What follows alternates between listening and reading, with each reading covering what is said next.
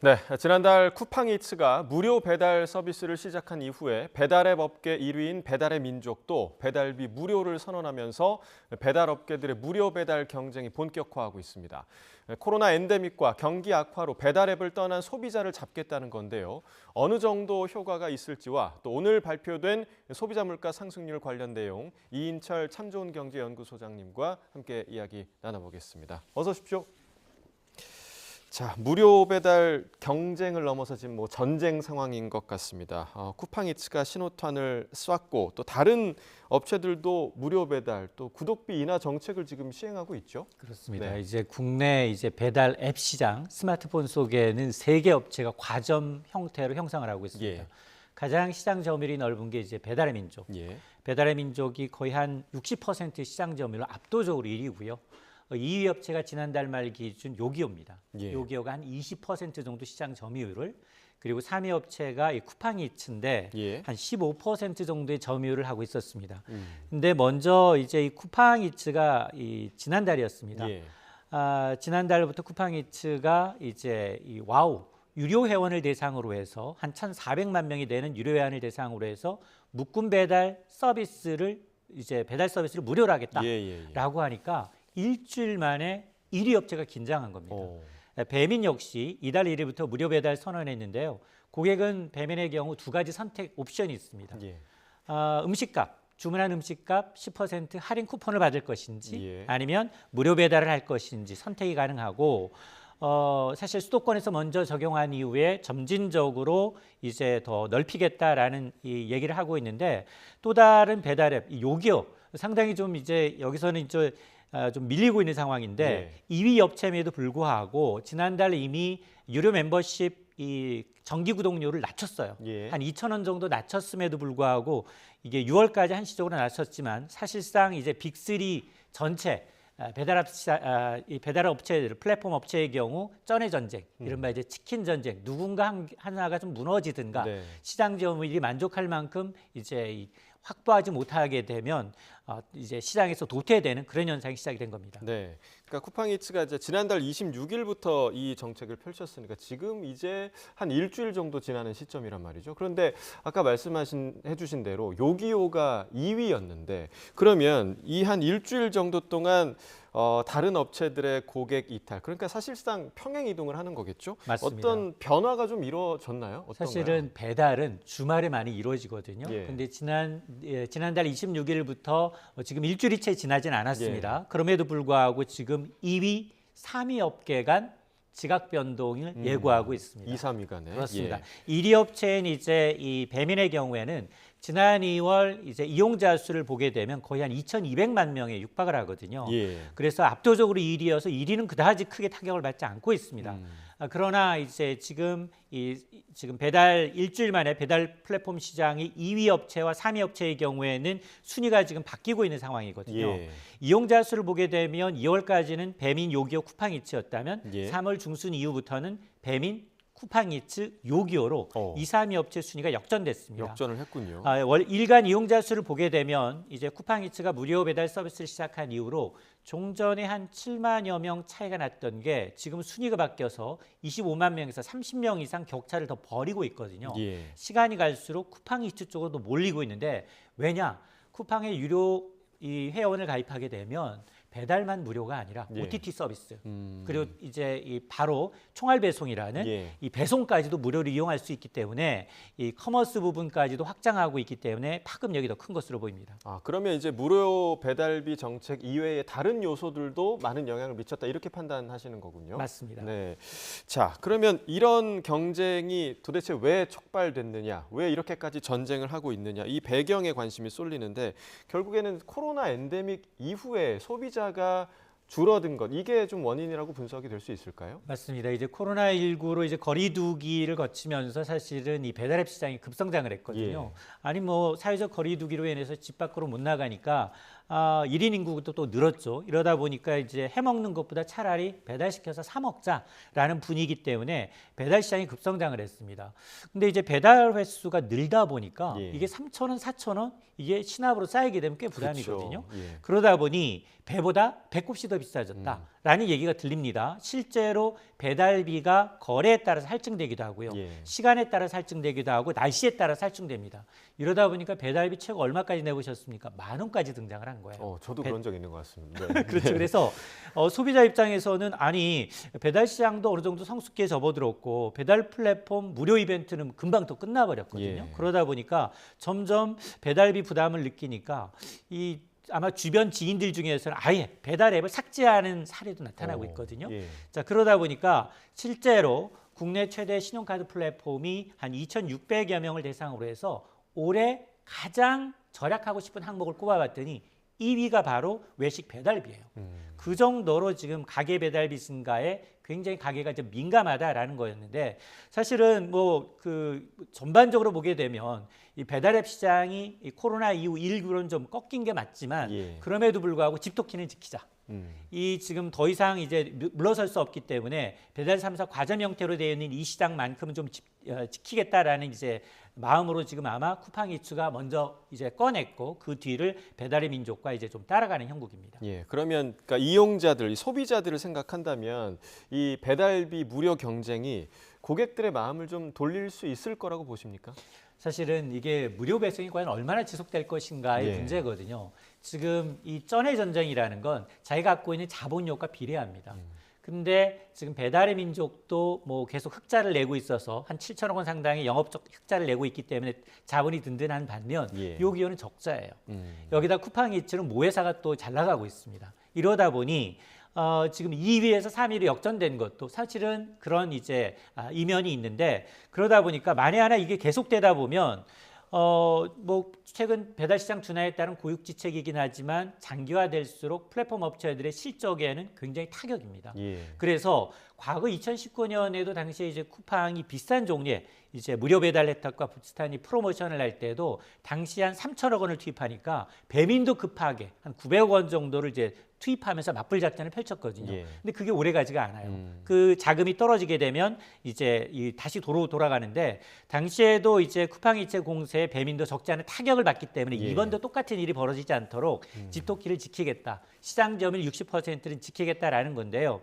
아마 앞서 제가 이제 쿠팡이 좀 다소 유리한 게 배달만이 아니라 OTT 서비스와 예. 이커머스의 무료 배송까지 덤으로 주다 보니까 가장 타격을 받는 게 배민이 아니라 요기요라는 겁니다. 그러다 보니까 아마 빅2 지금 가능하면 배달의 민족과 그리고 이제 쿠팡이츠가 빅2로 남고 그리고 이제 요기요가 조금은 도태되는 게 아니냐. 이게 좀 장기화되면 될수록 네. 아마 빅2와 그다음에 이제 한 명 요기요가 좀 도태되는 것으로 가는 게 아니냐라는 이제 분석을 해봅니다. 네, 오히려 2위 경쟁에서 좀 승리하려는 노력이 이어질 수가 있겠네요.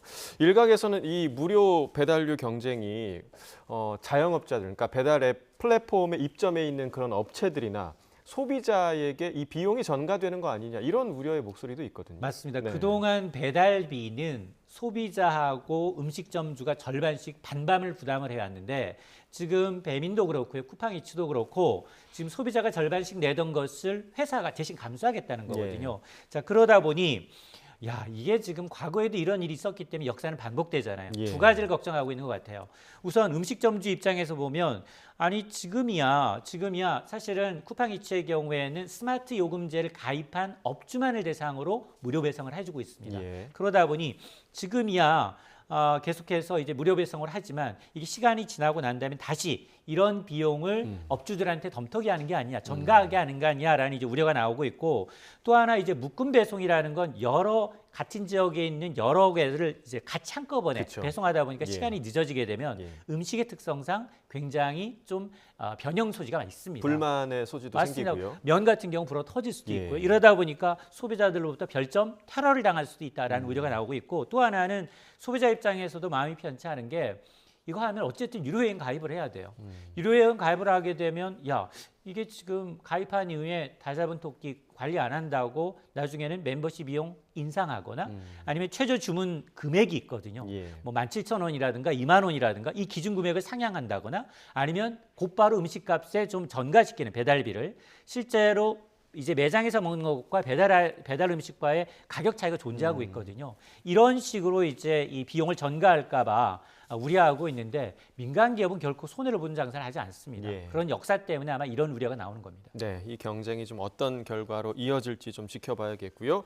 자, 물가 이야기도 나눠보겠습니다. 오늘 3월 소비자 물가 동향이 발표됐는데 2달 연속으로 3%대 상승률을 기록했죠. 맞습니다. 네.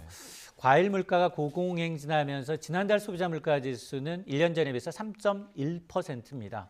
2월과 똑같이 3.1% 올랐는데 문제는 신선과일 지수가 여전히 불안합니다. 예. 전체 물가를 좀 끌어올리고 있는데요.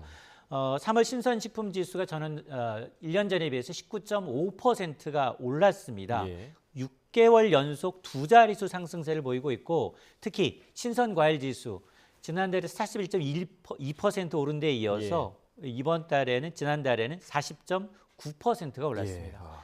사과 가격은 거의 뭐 88.2%거든요. 예. 1년 전에 비해서 예. 거의 2배 가까이 올랐는데 이 수치는 듣도 보도 못한 수치입니다. 1980년 사과 가격 조사한 이후 가장 높은 수치고요. 역대 최고죠. 맞습니다. 네. 배 가격도 만만치가 않습니다. 배 가격이 87.8%가 뛰어서 지난 1975년 배 가격 조사 이후 최고치를 기록하고 있는데 그나마 지난달 이제 과일 물가 상승률 1위가 귤이었거든요. 예. 귤이 68% 상승률이 다소 둔화가 됐고 토마토, 파, 채소류도 대다수 두 자릿수 넘게 올랐습니다. 예, 자, 사과 가격은 뭐 얘기를 안 할 수가 없는 게 주요 국가 중에서 가장 비싼 것으로 지금 조사가 되기도 해서 참 우려가 큰데 정부가 이 농산물 물가 잡기 위해서 엄청난 예산을 지금 쏟아붓고 있는 그런 상황인데 그럼에도 불구하고 물가가 안 잡히는 이유가 좀 어디에 있습니까? 맞습니다.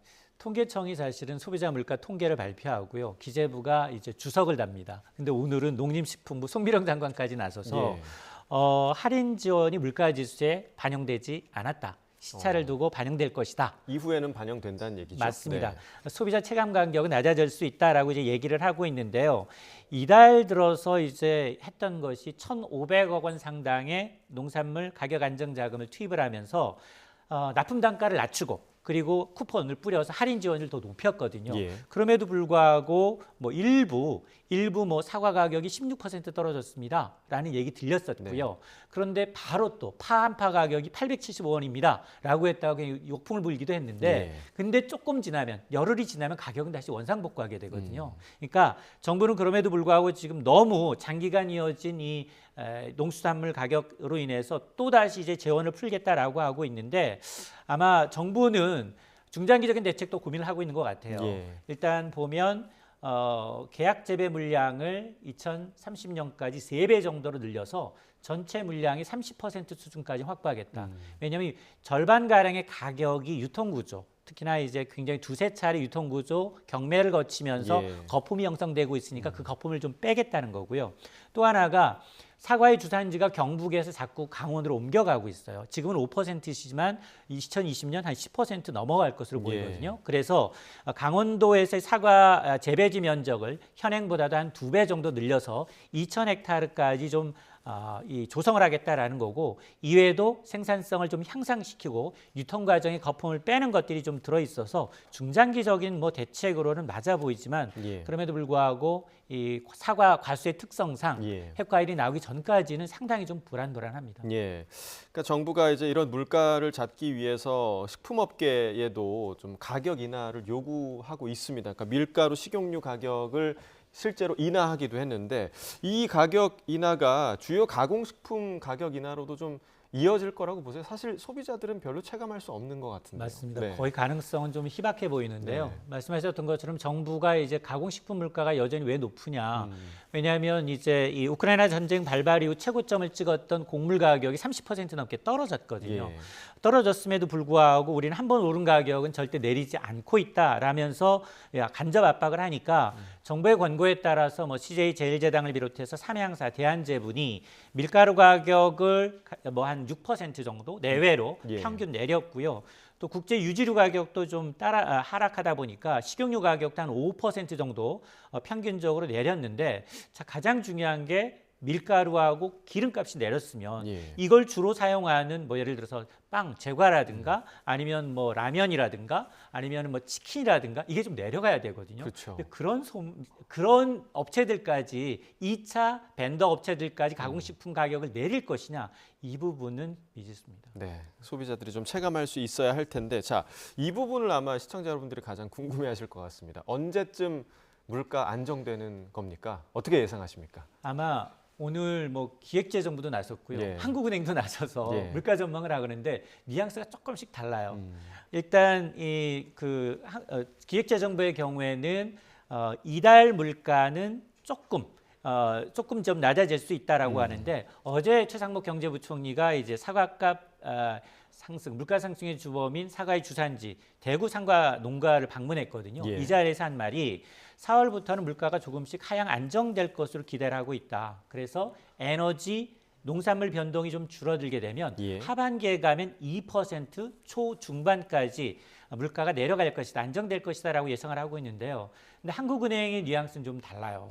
한국은행은 물가가 추세적으로 둔화될 것으로 보이지만 변수가 있다. 유가와 농산물 가격 움직임에 따라서 당분간 매끄럽지 않은 흐름을 보일 수 있다라고 얘기를 하고 있는데 네.